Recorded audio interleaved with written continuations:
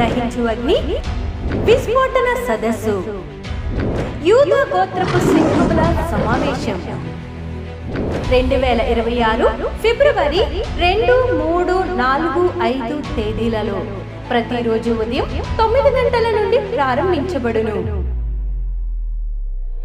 ముఖ్య ప్రసంగికులు ప్రవక్త టీజో థామస్ గారు కేరళ, డాక్టర్ జయశీలన్ గారు చెన్నై, డాక్టర్ థామస్ గారు డాక్టర్ శివ థామస్ గారు దహించు Agni ministries Rajamahendravaram. Registration fee 100 రూపాయలు మాత్రమే. దూర ప్రాంత ప్రజలకు భోజనం మరియు వసతి సదుపాయం కలదు. స్థలం దహించు అగ్ని ఆడిటోరియం, నటరాజ్ థియేటర్, రాజమహేంద్రవరం. మరిన్ని వివరాలకు 9494940072 మరియు 73.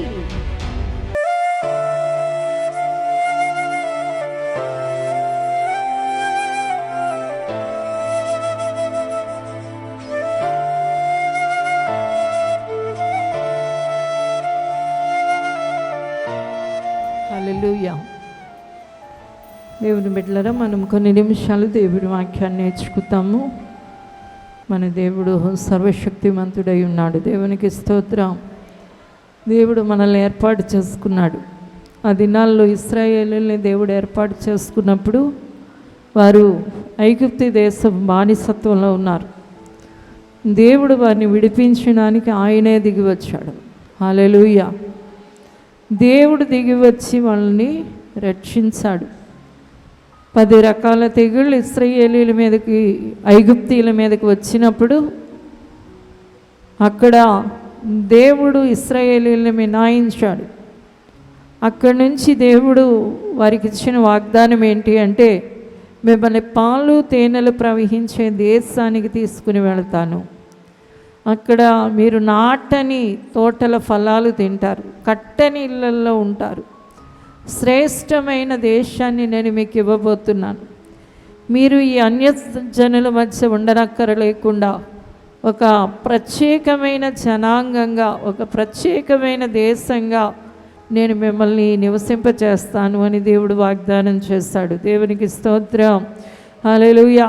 దేవుడు మనల్ని కూడా అన్యసనంలో నుండి ఏర్పాటు చేసుకున్నప్పుడు దేవుని బిడ్డలారా, మనల్ని కూడా ప్రత్యేకపరిచి ఆయన తన దగ్గరికి మనల్ని చేర్చుకోవడానికి ఆయన మనల్ని సంఘంగా ఏర్పాటు చేశాడు. అందుకని సంఘము అనే మాట ఏంటంటే ఎక్లీషియా అంటే బయటికి వచ్చేసిన వాళ్ళు, వెలుపల ఉన్నవాళ్ళు. అంటే వీళ్ళు ఒక ప్రత్యేకమైన గుంపు, ప్రత్యేకమైన జనాంగము, ప్రత్యేకమైన ఒక జాతి. దేవునికి స్తోత్రం. హల్లెలూయా. ఈ రోజున దేవుడు కూడా మనల్ని రక్షించుకొని మనల్ని ఒక ప్రత్యేకమైన జనాంగంగా చేసుకున్నాడు. అందుకని ఆయన 1 పేతురు పత్రిక 2:9 అంటున్నాడు, మీరు చీకటిలో నుండి ఆశ్చర్యకరమైన వెలుగులోనికి పిలువబడ్డారు. మీరు నా గుణాతిశయాల్ని ప్రచురపరుస్తారు. మీరు రాసులైన యాజక సమూహంగా ఉంటారు, పరిశుద్ధ జనంగా ఉంటారు. మీరు దేవుని సొత్తైన ప్రజలుగా ఉంటారు. దేవునికి స్తోత్రం. మీరు ఏర్పరచబడిన వంశమై ఉన్నారు. మీరు అందరి లాంటి వారు కారు. మీరు ప్రత్యేకంగా ఉండబోతున్నారు. మీరు నా సొత్తుగా ఉండబోతున్నారు.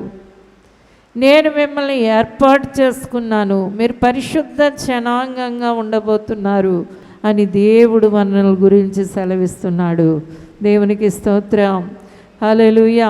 ఆ దినాల్లో ఇశ్రాయేలీయుల్ని ఏర్పాటు చేసుకున్నట్లుగా దేవుడు వాళ్ళని పాలు తేనెలు ప్రవహించే మంచి దేశాన్ని వారికి ఇస్తానని వాగ్దానం చేసినట్లుగా ఈ రోజున కూడా దేవుడు మనల్ని సాతాను చెరలో నుండి, పాపపు దాస్యం నుండి, చీకటి నుండి, మరణం నుండి మనల్ని తప్పించి విడిపించి మనల్ని ఒక ప్రత్యేకమైన జనాంగము అని పిలుస్తున్నాడు.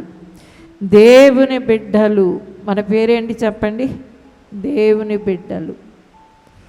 ఎవరైతే దేవుని దగ్గరికి వస్తారో, ఎవరైతే యేసయ్యని దేవుడని నమ్ముతారో వారందరూ కూడా ఏమవుతున్నారు అంటే దేవుని బిడ్డలు అవుతున్నారు.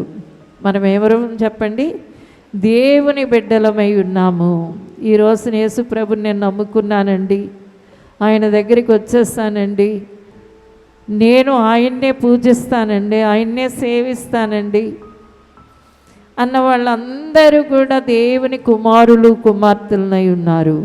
ఇది సర్వశక్తి గల ప్రభు మనకి తెలియచేస్తున్న మాట. హల్లెలూయా. ఆయన ఎందరు అంగీకరించారు వారందరూ ఆయనకి ఏంటంట? పిల్లలు. మనందరం దేవుని పిల్లలం, దేవుని కుమారులం కుమార్తెలమై ఉన్నాం. దేవుడే మనకు తండ్రి తల్లిగా ఉన్నాడు. హల్లెలూయా. గట్టిగా చప్పట్లు కొట్టి స్తోత్రం చెబుదాం. మనకి దేవుడు తండ్రి అయిపోయాడు. అందుకనే దేవుడు ఏం చేశాడంటే మనకి తన ఆత్మనిచ్చాడు. అబ్బా తండ్రి అని మొరపెట్టుకునే ఆత్మచేత దేవుడు మనల్ని నింపాడు. తన పరిశుద్ధమైన రక్తం చేత మనల్ని కడుక్కున్నాడు, మనల్ని విమోచించుకున్నాడు, పరిశుద్ధపరుచుకున్నాడు. అందుకనే దేవుడు అంటున్నాడు, మీరు పరిశుద్ధ జనమై ఉన్నారు, మీరు యాజకులై ఉన్నారు. మనలాగా దేవుణ్ణి ఇంత ఎక్కువగా పూజించేవాళ్ళు, దేవుని దగ్గరికి వెళ్ళి తండ్రి యేసయ్యా అని అడిగేవాళ్ళు ఏ జాతి ప్రజల్లో లేరు.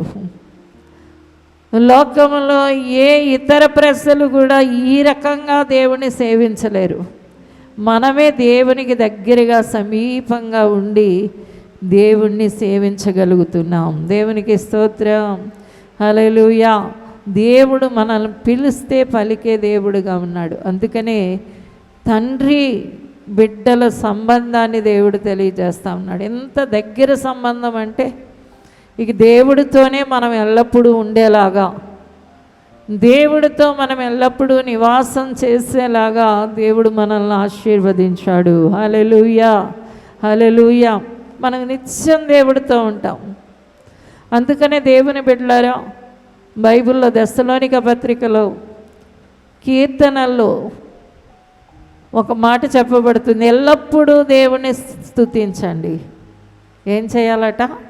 ఎల్లప్పుడూ దేవుణ్ణి స్తుతించండి, ఎడతెగక ప్రార్థనలు చేయండి.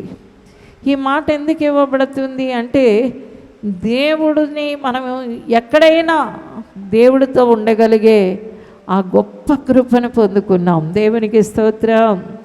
హల్లెలూయా. గొప్ప కృపను పొందుకున్నాం. ఎక్కడున్న దేవుడితో మనం ఉండగలం. దేవుడు అంటున్నాడు, నిన్ను విడువను ఎడబాయను. నిత్యం దేవునితో ఉండే జాతి ఎవరైనా ఉన్నారా అంటే వారు క్రైస్తవులే. ప్రతి వారు లోకంలో అనేక దేవుల్ని దేవతల్ని కొలిసేవాళ్ళు లోకంలో అనేక మంది ఉన్నారు. కానీ మీ దేవుడు మీతో ఎప్పుడు ఉంటాడా అని అడగండి, అదే ఆ మాటకి వాళ్ళ దగ్గర నుండి జవాబు రాదు. దేవుడిని నమ్మిన బిడ్డలకి ఒకటే ఒక జవాబు వస్తుంది, మన దేవుడు మనతో ఉండిపోతాడు, మన హృదయంలో ఆయన నివాసం చేస్తున్నాడు, ఆయన రక్తం చేత తన బిడ్డలమైన మనల్ని కొనుక్కున్నాడు, కడుక్కున్నాడు.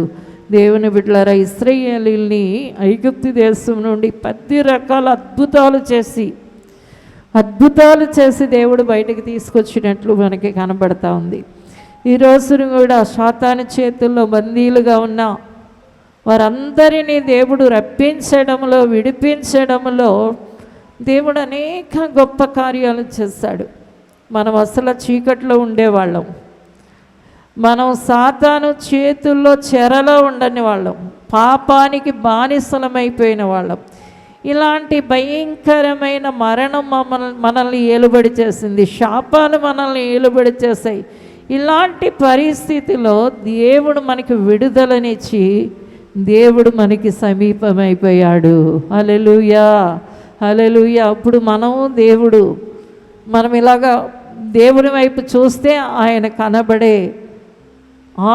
కనబడేలాగా మనము దేవుని సంబంధులమైపోయాం. దేవునికి స్తోత్రం. హల్లెలూయా. అందుకనే కొలస్సీ పత్రికలో అపోస్తలుడైన పౌలు చెప్తున్నాడు, మీరు క్రీస్తు యేసు సంబంధులై ఉన్నారు కాబట్టి భూ సంబంధమైన వాటి మీద మనసు పెట్టకండి, మీదంతా పైన ఉంది. హల్లెలూయా. మీరు మనసు పెట్టవలసింది ఎక్కడ? పైన. ఆయన వైపు మనసు పెట్టండి. దేవుడిని చూడండి, దేవుని వైపు చూడండి, దేవుని మీద మీ మనస్సు పెట్టుకోండి, దేవుడిని మీరు ఆలోచించుకోండి. ఎందుకంటే ఇక మీరు దేవుడు వేరు కారు. హల్లెలూయా. అందుకనే అపోస్తలుడైన పౌలు చెప్తున్నాడు, క్రీస్తు యేసు మిమ్మల్ని ప్రేమించాడు, ఆ ప్రేమ నుండి నిన్ను ఎవరేరు చేయగలరు అంటున్నాడు. దేవుడే నిన్ను ప్రేమించాడు. దేవుని బిడ్డ, ఈరోజు ఇక్కడికి వచ్చిన వాళ్ళందరినీ ఎవరు ప్రేమించారు చెప్పండి? దేవుడే ప్రేమించాడు. ఇక్కడికి రావడం అంటే చిన్న సంగతి కాదు. దేవుడు మిమ్మల్ని ప్రేమించాడు కాబట్టి మీరందరూ ఈ స్థలానికి వచ్చారు. మీరు దేవుని ప్రేమను పొందుకున్నారు కాబట్టి ఇక ఆ ప్రేమ నుండి మిమ్మల్ని ఏం చేయలేరు? ఎవ్వరూ వేరు చేయలేరు. ఇంకా నువ్వు దేవుని కొడుకు కాదు, దేవుని కూతురు కాదు అంటే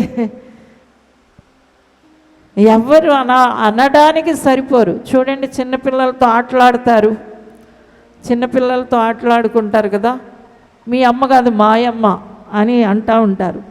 ఈ రోజున నువ్వు దేవుని బిడ్డ, నీవు దేవుణ్ణి నా సొంతం అనుకోవాలి. దేవునికి స్తోత్రం. హల్లెలూయా. నువ్వు ఎక్కడున్నా నీకు దేవుడు కనబడిపోతూ ఉంటాడు. ఎక్కడున్నా దేవుడు కనబడిపోతూ ఉంటాడు. ఎక్కడ నువ్వు మాట్లాడుతున్నా దేవుడు వినేస్తూ ఉంటాడు. నీవన్నీ దేవుడు చూస్తూ ఉంటాడు. ఎందుకంటే నిన్ను దేవుడు ప్రేమించాడు.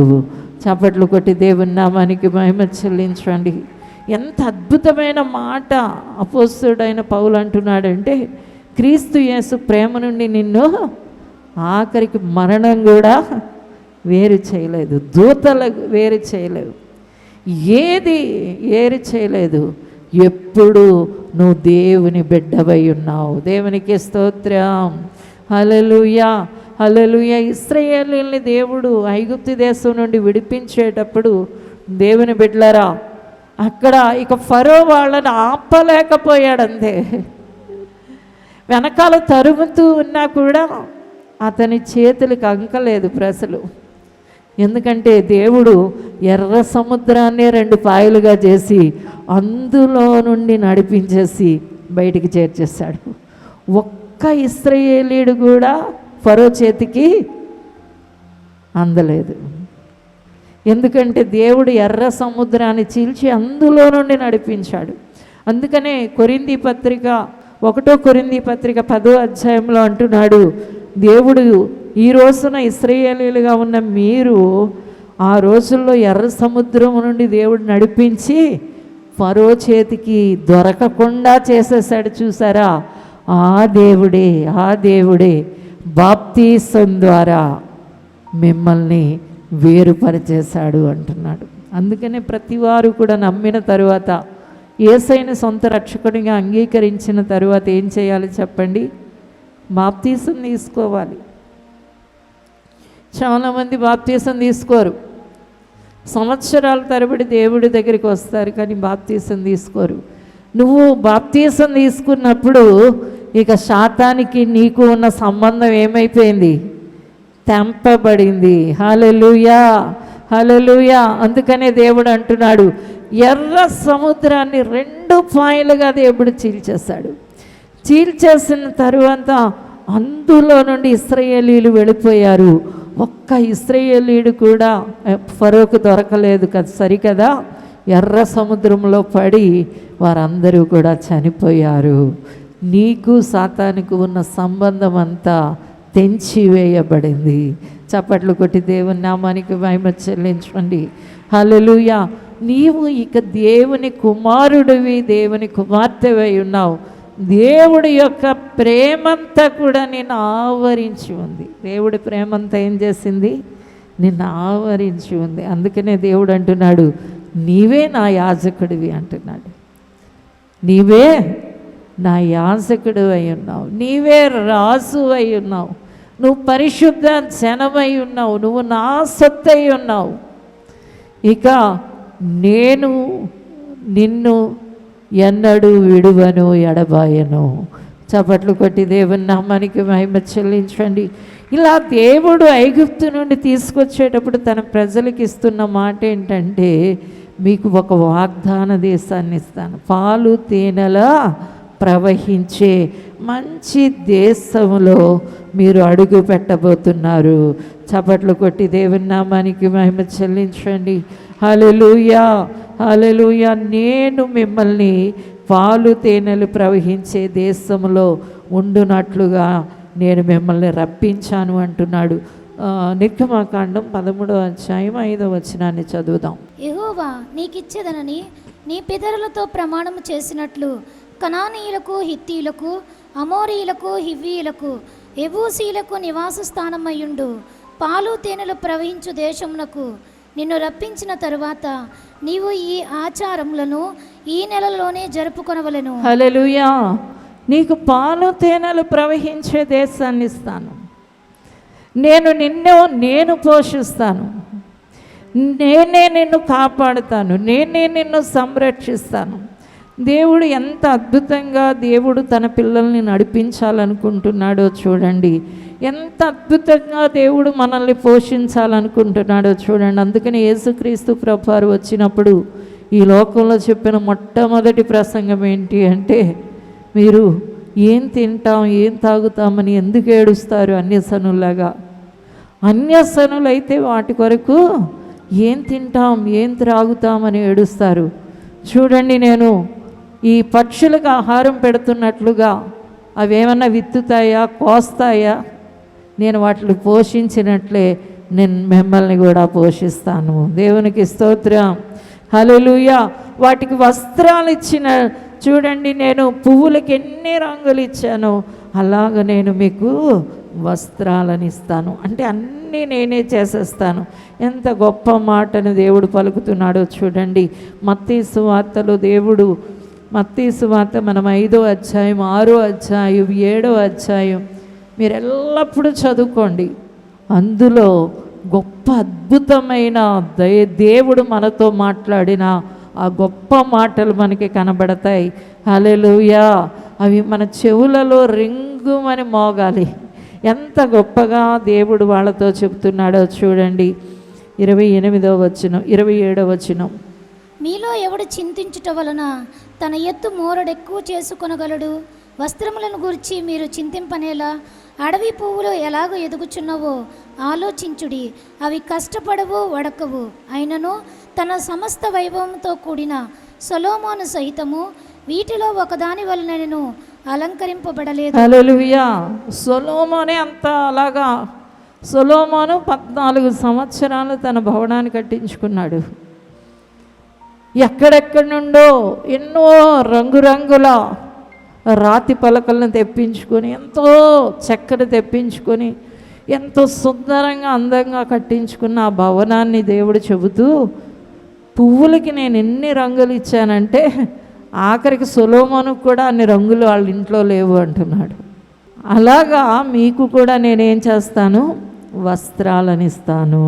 దేవునికి స్తోత్రం. వస్త్రాలని, అన్నాన్నే ఇచ్చినప్పుడు దేవుడు అన్నీ ఇవ్వడా? దేవుని బిడ్డలారా, ఈ లోకంలో నీకు కావలసినవన్నీ కూడా దేవుని నుండే లభిస్తాయి. చప్పట్లు కొట్టి దేవుని నామానికి మహిమ చెల్లించండి. హల్లెలూయా. అందుకని ఇశ్రాయేలీయులతో, బయటికి రప్పించిన ఇశ్రాయేలీయులతో దేవుడు చెప్తున్న మాట ఏంటి అంటే, నువ్వు పాలు తేనెలు ప్రవహించే దేశంలో ఉండబోతున్నావు. నువ్వు నాటని చెట్లు ఫలాలను నువ్వు తింటావు. నాటని చెట్లు ఫలాలను నువ్వు తింటావు. కట్టని ఇళ్ళల్లో ఉంటావు అంటున్నాడు. ఎంత అద్భుతమైన పోషణ చూడండి. మొట్టమొదటిగా దేవుడు ఆదామవ్వలను సృష్టించినప్పుడు కూడా ఇదే పని చేశాడు. అక్కడ ఆదామవ్వలకు కూడా అన్ని రకాల ఫలవృక్షాలను వేసి అందులో పెట్టాడట దేవుడు. మీరు తినండి, వీటిని మంచిగా తినండి, సంతోషంగా తిని ఆనందించండి అంటున్నాడు. తర్వాత ఇశ్రాయేలీయులను పిలిచినప్పుడు దేవుడు ఏమంటున్నాడు? పాలు తేనెలు ప్రవహించే మంచి దేశంలో నేను పెడతాను అంటున్నాడు.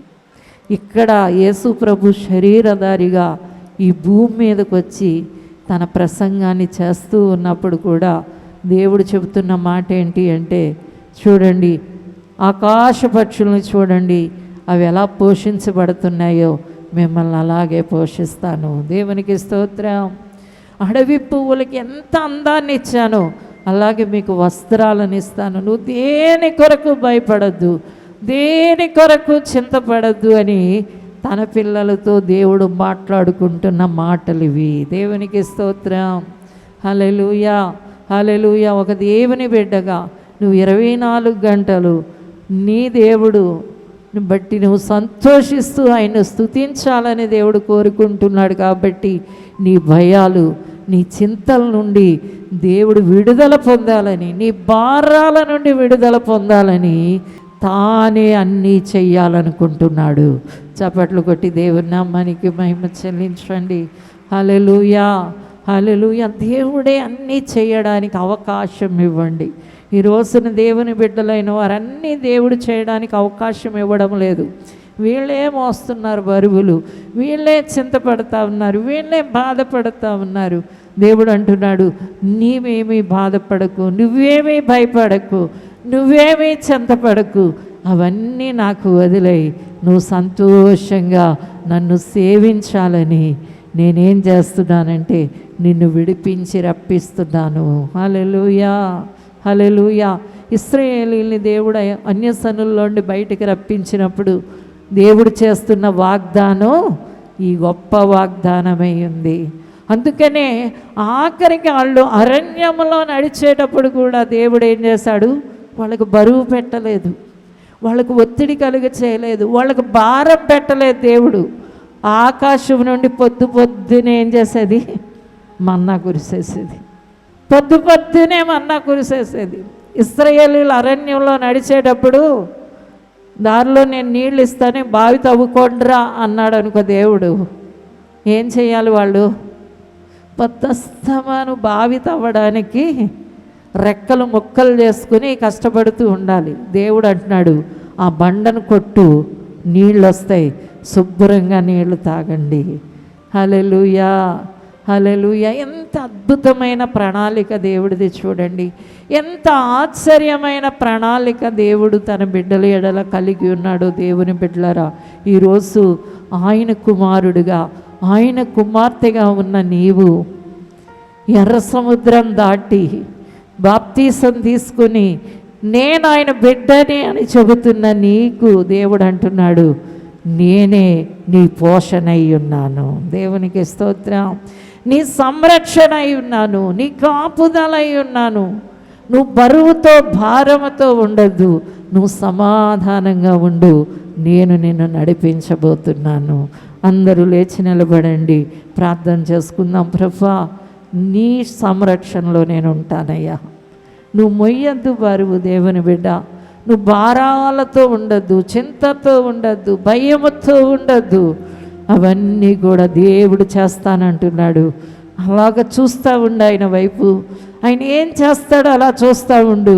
పొద్దున్న నుండి రాత్రి వరకు స్తుతి చెబుతూ ఉండు.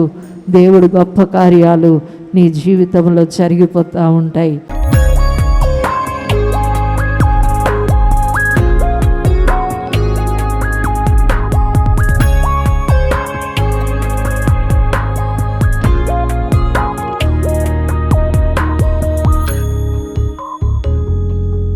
హల్లెలూయా. పరిశుద్ధుడా నీకు వందనాలయ్యా, స్తోత్రాలయ్యా, స్తోత్రాలయ్యా, స్తోత్రాలు ప్రభా.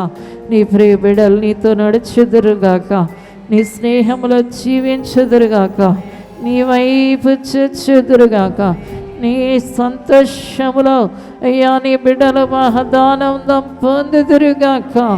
ఏ చింత లేని వారిగా, భయము లేని వారిగా, బరువు లేని వారిగా, భారము లేని వారిగా అన్నీ మీకే అప్పగించి, అన్నీ మీకే అప్పగించి నిన్ను సేవించుదురుగాక. ఆశీర్వదించమని యేసునామమున అడుగుచున్నాము తండ్రి. ఆమేన్, ఆమేన్.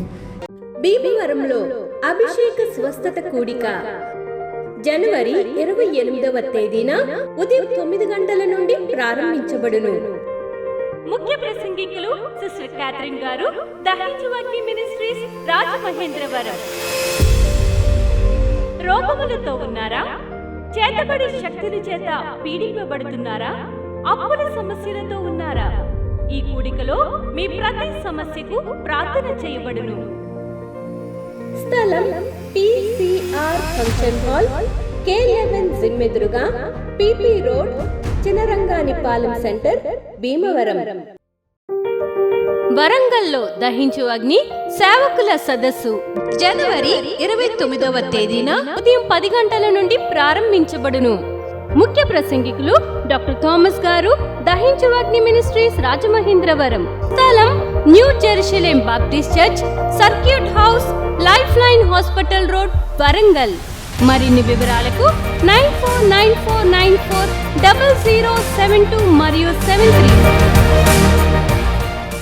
రాజమహేంద్రవరంలో దహించు అగ్ని విస్ఫోటన సదస్సు, యూదా గోత్రపు సింహముల సమావేశం 2026 ఫిబ్రవరి 2, 3, 4, 5 తేదీలలో ప్రతిరోజు ఉదయం 9 గంటల నుండి ప్రారంభించబడును.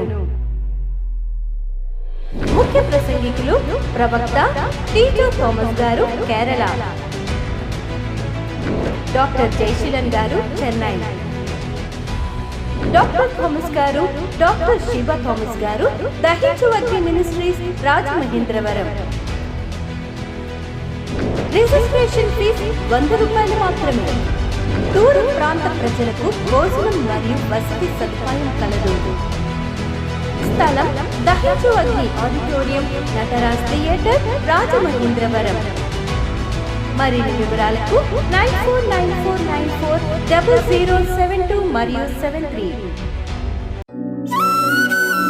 రాజమహేంద్రవరంలో దహించు అగ్ని అభిషేక ఆదివారపు ఆరాధన ఇప్పుడు ప్రతి ఆదివారం ఉదయం 9:30 నుండి ప్రారంభించబడును. తప్పక పాలు పొందండి, దైవిక ఆశీర్వాదం పొందండి. స్థలం దహించు అగ్ని ఆడిటోరియం, నటరాజ్ థియేటర్, రాజమహేంద్రవరం. మీ ప్రార్థన అవసరతలకు 9494940072 మరియు 73. ఈ టీవీ కార్యక్రమాన్ని చూసి ఆశీర్వదించబడినట్లయితే దహించు అగ్ని టీవీ పరిచర్యకు మరియు బ్లెస్సింగ్ ల్యాండ్ కు సహకరించండి. Dahinchu Agni Trust current account number 357222444370, State Bank of India main branch, Rajamahendravaram. My address doctor Thomas, Dahinchu Agni Ministries, తుమ్మలోవా, Rajamahendravaram.